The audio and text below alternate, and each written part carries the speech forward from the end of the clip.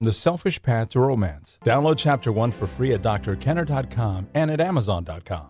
Sure you didn't put booze in there? Perhaps you should give it to my daughter. Melt that chilly disposition of hers. She won't let me see my grandson. I'm cut off from him, because I don't like her treating him like a trained poodle. I swear that boy doesn't piss without her permission. The way she frets and fusses over that boy. If only she'd let him run, let him breathe, let him live. She won't even let the poor kid ride a bicycle. And that's from the movie Chocolat. What is so important about riding a bicycle and riding a bicycle on your own without your mother sitting in tandem with you? What is so important about sports? What is so important about whether it's swimming or whether it's being on a baseball team or a soccer team or enjoying dance? Why do we value sports so much? With me today, it is my pleasure to have Dr. Judy VanRaalte. She's a psychology professor at Springfield College in Massachusetts. She's worked with elite and professional athletes and youth sports athletes, that's kids, in the United States and around the world. She's written 4 books and presented at conferences in 11 countries. She is a certified consultant and is listed on the United States Olympic Committee Sports Psychology Registry. Welcome, Judy. Thank you. Why are sports so important in our lives? Well, it's an interesting question. I think there are a lot of reasons why people really enjoy sports, and the first one we know from research with kids is sports are just fun. But sports are also challenging. So when we participate in sports, we learn, we grow, we gain skill. Sports are interesting and exciting. So we have sports heroes that are our superstars. So there are lots of reasons. Right. You know, I think back, when I'm thinking of sports, I think of, well, my husband and I enjoy dance, but you think back to your childhood and you remember being on a team. And I can remember being the low man on a team, but you might have been on one of the swim team or a tennis team or a basketball team, and you recall such strong emotions, really strong emotions, the day your team finally won and you helped them do it, or the day your team finally lost and you help them lose. Can you explain, what is it about sports that makes it so important in our life? It gives us the highs and the lows, and we're even fascinated as spectators. Well, it's an interesting question to consider why we're so involved, and I think there's a whole lot of reasons. You describe being involved in the activity and really remembering it, because we tend to remember and love the things we do. So when you think of a classroom and a teacher sitting with a chalkboard, which doesn't really exist anymore, of course it's digital technology, but watching someone else do things, it was a lot less interesting than doing it yourself. So you get involved in sport. You get better, even if you're the lowest jumper on the skating rink or the slowest runner on the field. And it's empowering to improve and do things with friends and continuously learn. So all of that is part of what makes it great. And as fans, we connect to our teams. But there's a downside, too. I think you can recall some sports teams where, for some people, sports builds character, but for other people, there's those folks where sports builds character disorders. Oh, that's interesting. Tell me about that.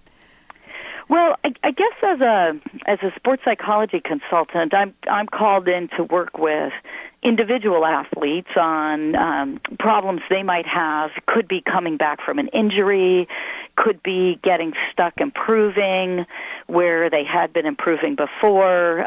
But I also work with coaches and with groups where they're trying to perform better. And again, for some people, sport brings out their best, and for other people, not so much. So for some people, it brings out that wonderful ability to value another person, to communicate better, to really do the teamwork. I was watching an episode a while ago, Dancing with the Stars, and the pros were having some difficulty with one another organizing one routine. And a football guy came in and said, I'm familiar with team building. I know how to do it. I can do it. And he helped them through that moment. So for him, it was character building. But for other people, it can, as you said, it can be character disorder building, where do you have an example of one, of somebody who just, maybe someone that we'd all know about, who just has a character disorder, if you're at liberty to say it? Hey, I got to interrupt this because we've got to pay some bills. 30 seconds, that's it. A very quick ad, and then Ellen will be back. Romance. Ugh, I wish guys knew more about what we want from a relationship. Boy, I wish I knew more about what I want. Where's that ad I saw? Here it is. The Selfish Path to Romance. A serious romance guidebook. Download Chapter 1 for free at selfishromance.com and buy it at amazon.com. The Selfish Path to Romance. That is interesting. Do you have an example of one, of somebody who just, maybe someone that we'd all know about, who just has a character disorder, if you're at liberty to say it? Oh, I am so not at liberty to say. I'm okay. not naming names. Okay. And when I work with teams and athletes, the work that we do is confidential. And that's important because sometimes the things that make people great athletes, like leadership skills and hard work and willing to go above and beyond what normally the human body can do, are great for sport performance. And other times, those skills might lead to overly aggressive play and physical injury and doing things that the rest of society might not think are acceptable. And figuring out exactly where that line is, it can be a tricky thing. And a good sports psychologist can work with athletes in a private setting to reach their goals and to perform better. And the athlete can know that what they have to say, what they're trying, thinking, and feeling is safe. So as a sports psychologist, you do lots of different work with lots of different people. What would be one of your more interesting, I know you can't give names, but experiences as a sports psychologist, maybe working with Olympic teams, or maybe it would be a youth team? You're right, I'm not naming names. Okay. But I can't tell you that one of the most typical things that happens is we find that athletes who get stuck, I guess that's what I would say, have a problem or are challenged, usually have that problem happen because they're trying to solve one problem and another problem gets created. So, for example, your team-building football player, maybe one of the ways that a college football team builds group cohesion is to all go out together after the game. And the guys have fun together, and sometimes that leads to drinking and other kinds of behavior. So they're just all trying to solve one problem, which is, after all that emotional energy and hard work, and sometimes even after losing a game, how do they still stay connected? And the solution might be to go spend time together, but if that involves excessive drinking and maybe some iffy choices, then solving one problem, lack of team cohesion, may create another problem. Right. And with me today, this is Dr. Judy VanRaalte. She's a sports psychologist, and she's a certified consultant and is listed on the United States Olympic Committee Sports Psychology Registry. If people want to get in touch with you, do you have a website or books that you can recommend? Sure. They can contact me through our website. Our company is Virtual Brands, and the website is www.vbvideo, like Virtual Brands Video, all one word, .com. For more Dr. Kenner podcast, go to drkenner.com and please listen to this ad. Here's an excerpt from The Selfish Path to Romance, the Serious Romance Guidebook by clinical psychologists Dr. Kenner and Locke.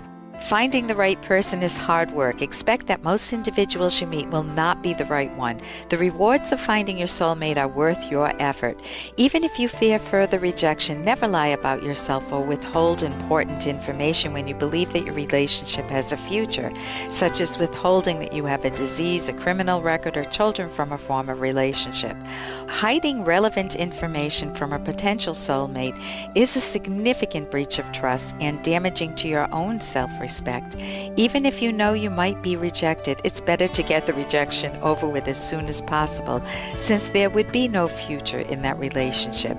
The idea that what they don't know won't hurt them is wrong. It will hurt them and you too. You can download Chapter 1 for free by going to drkenner.com, and you can buy the book at amazon.com.